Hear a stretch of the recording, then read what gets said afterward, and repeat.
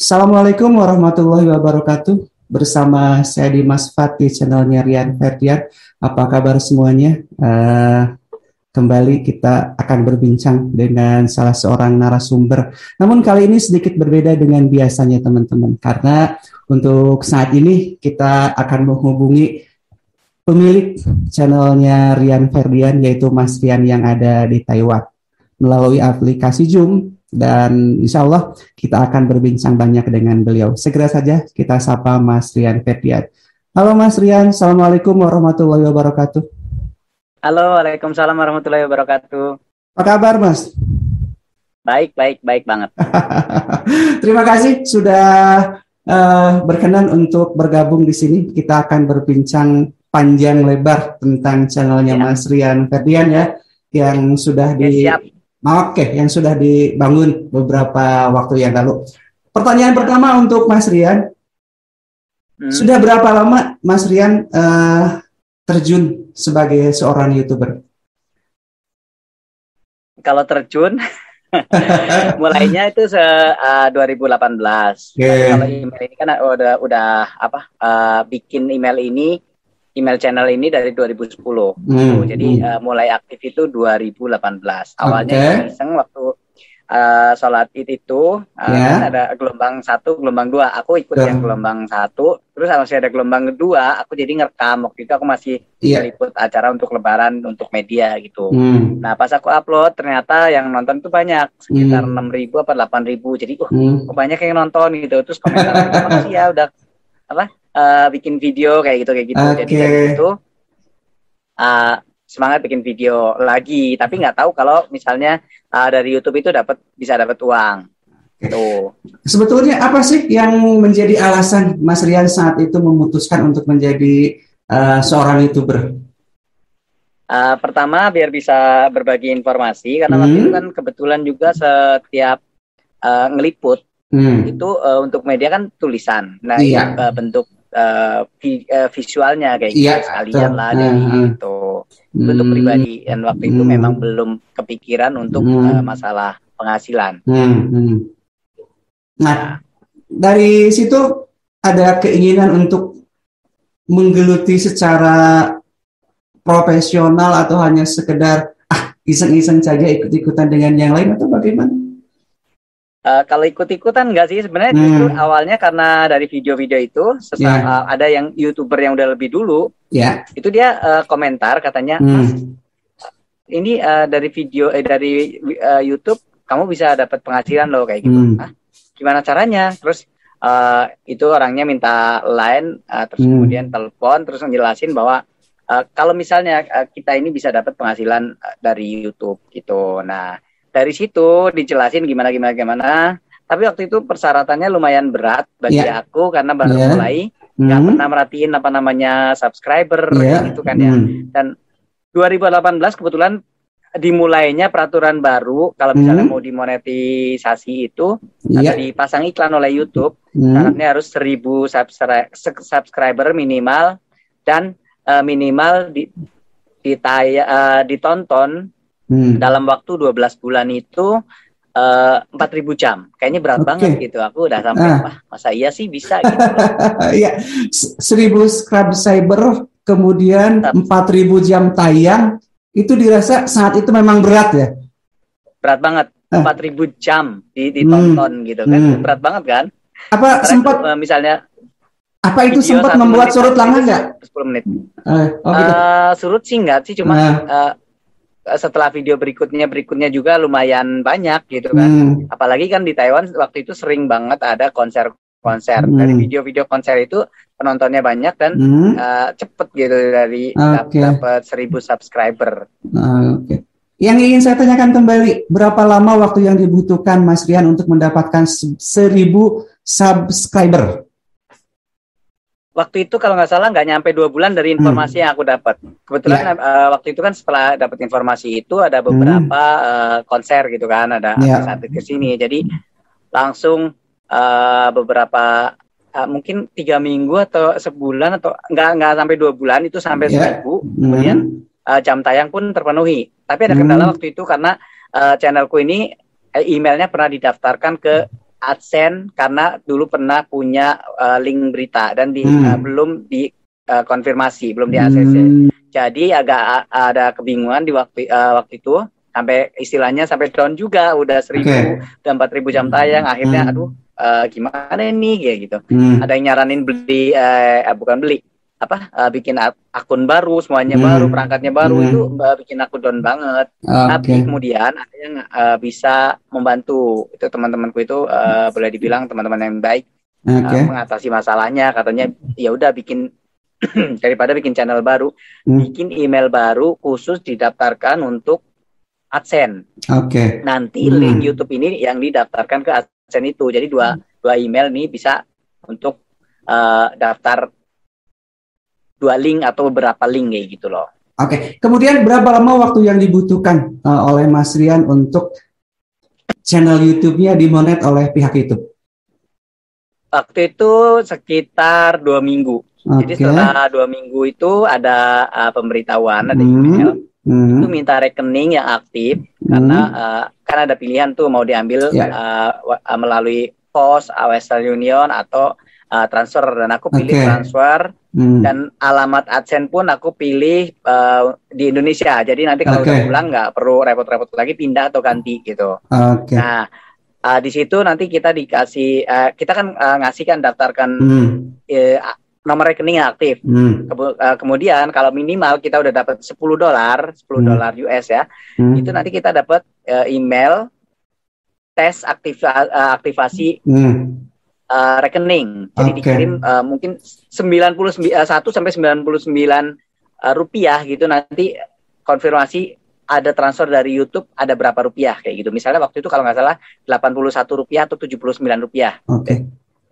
Jadi ya 2 minggu bulan itu dimonet ya? 2 minggu dimonet. Dari daftar sampai ke dimonet dan dapat dikonfirmasi rekening. Kemudian kalau dari awal sampai ke monet berapa lama proses yang dibutuhkan? 2 minggu itu kan dari daftar ya? Kalau dari awal aktif di YouTube? Ya, sekitar 2 bulanan lah. 2 bulan? 2 bulan kurang lebih. Kayaknya kurang dari 2 bulan. Kemudian setelah dapat itu konfirmasi rekening, kita masih menunggu yang namanya PIN. Surat cinta dari Google AdSense. Nah, itu dia.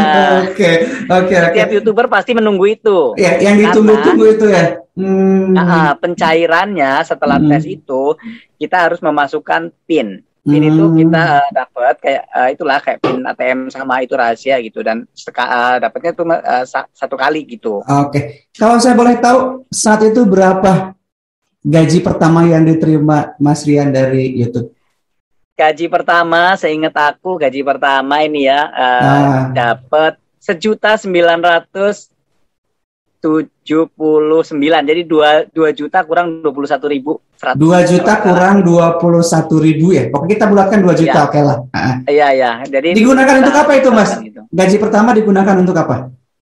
Gaji pertama aku gunain untuk semuanya aku sumbangin ke panti asuhan, karena waktu itu aku ada nazar. Pas proses kesulitan daftar itu aku sampai nazar, katanya kalau misalnya ini lolos, ini berhasil monetes dan semuanya berjalan lancar, gaji pertama 100% aku kasihkan ke panti asuhan Yatim Piatu gitu. Alhamdulillah, dan itu terlaksana ya Mas ya. Alhamdulillah sudah terlaksanain ya. Sekarang kita beralih ke channelnya Mas. Proses kan tadi sudah dilalui sebegitu ya, bisa dikatakan tidak semudah yang orang bayangkan lah ya. Kita beralih ke channel YouTube-nya Mas Rian. Kalau saya lihat kan dari channel YouTube-nya Mas Rian itu semua serba ada. Dari traveling, kemudian makanan, podcast, bahkan terbaru ada radio on YouTube, berita juga bahkan ada ya. Nah sebetulnya sebetulnya ada enggak sih keinginan untuk konsisten di satu konten? Kalau sebelumnya memang belum ada kepikiran mau bikin konten apa nih. Jadi istilahnya masih cari-cari jati diri, karena kemarin juga kan masih bebas kita ngevlog kemana-mana. Karena sekarang dari setahun ini kan pandemi. Jadi selain itu juga sebenarnya karena kan aku sambil kerja, sambil kuliah, ambil ilmu komunikasi. Di mana di situ adalah ada tentang dunia jurnalistik. Jadi di situ cara menulis dan mencari berita kayak macam ada PR segala macam ada. Jadi pengen menyalurkan apa yang aku pelajari. Jadi pinginnya nanti ada namanya news kayak gitu ya. Pingin lebih ke informasi yang bisa aku bagikan.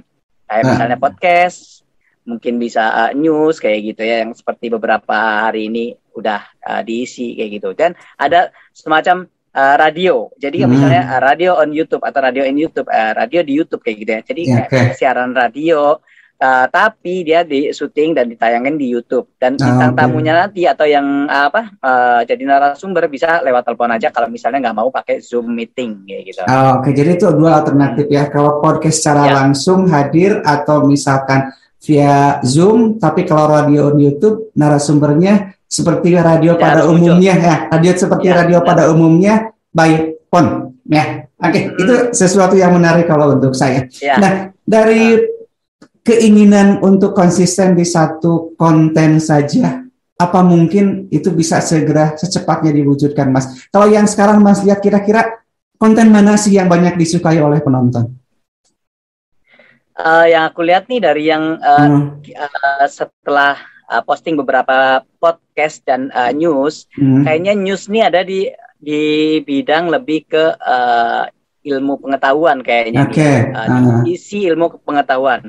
Tapi karena news kan bebas ya, jadi semua tema ada misalnya tentang selebriti, tentang apa yang jadi sekarang, politik atau apa, itu pengennya sih semua lengkap di RF News. Aku bikin playlist RF.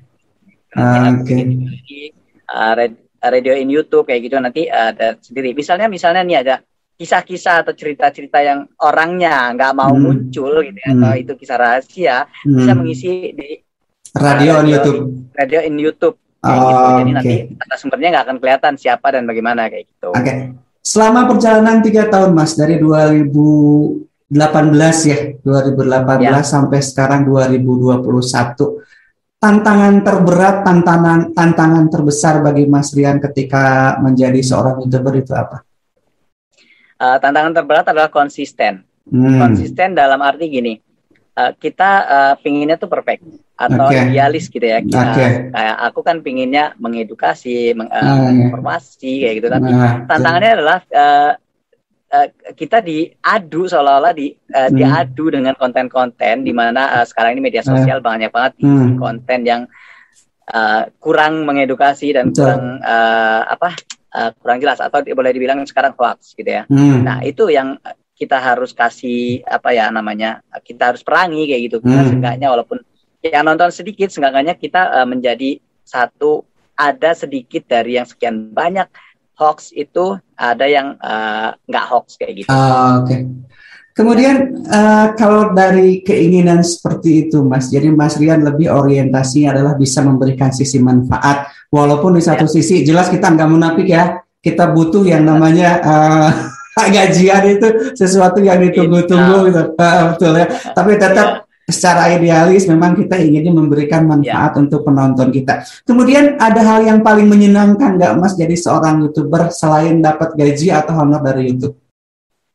Yang paling menyenangkan kita bisa kenal banyak orang, banyak macam-macam dari level dan lain-lain. Kita bisa misalnya kenal YouTuber itu kan banyak backgroundnya, banyak latar belakangnya. Kita nggak cuma kenal vlogger atau apa dari kuliner atau yang misalnya kayak sekarang kenal dengan Mbak Joy Skylight kayak gitu ya, itu yang vlogger lumayan. Tapi walaupun aku masih minder sih, cuman nanti ada minder gitu ya, nanti selalu support gitu. Semoga nantinya aku juga pede gitu.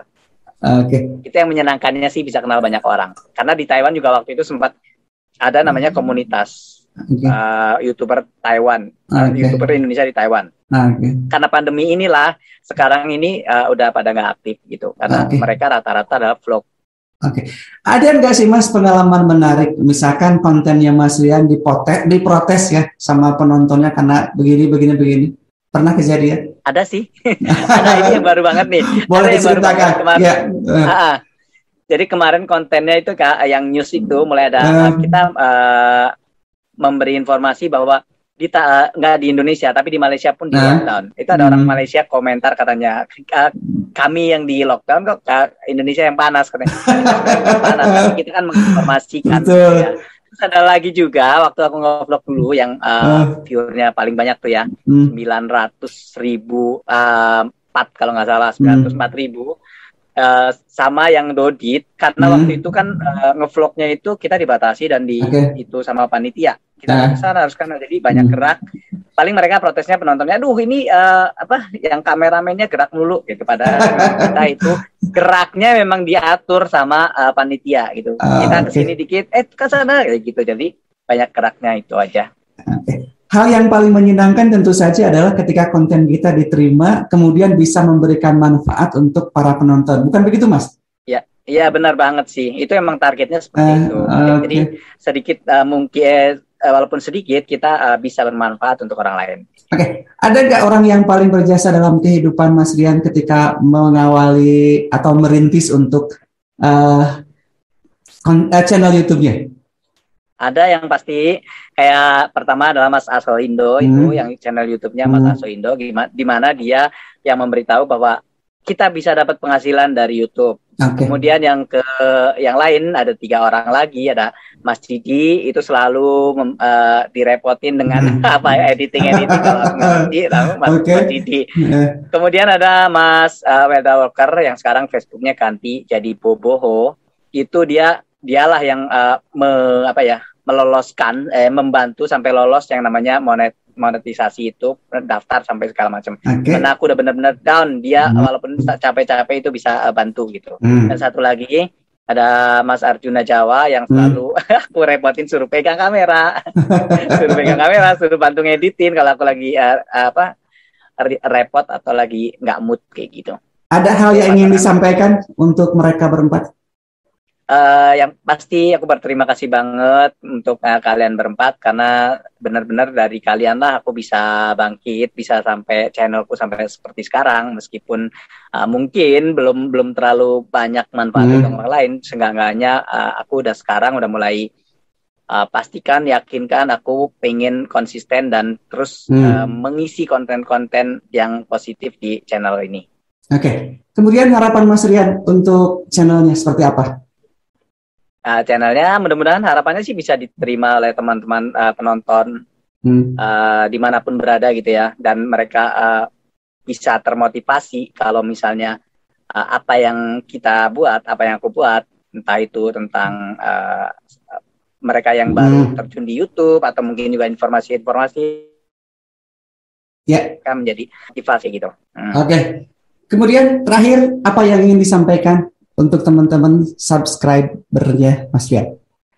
Teman-teman subscriber, jangan bosan-bosan menonton, jangan bosan-bosan menge-share, komentar juga. Silahkan berikan masukan apa yang terbaik yang harus kami sajikan.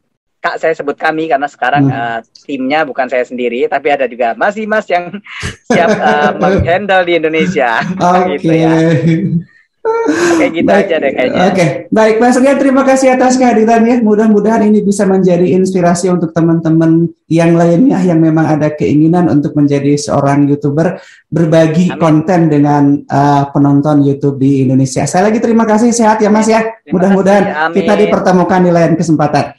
Baik teman-teman, itu adalah akhir dari perbincangan saya dengan Mas Rian Ferdian, pemilik channel Rian Ferdian Official. Mudah-mudahan Mas Rian dan tim bisa memberikan yang terbaik untuk teman-teman semuanya. Nantikan kejutan apa yang akan ada di channelnya Rian Ferdian.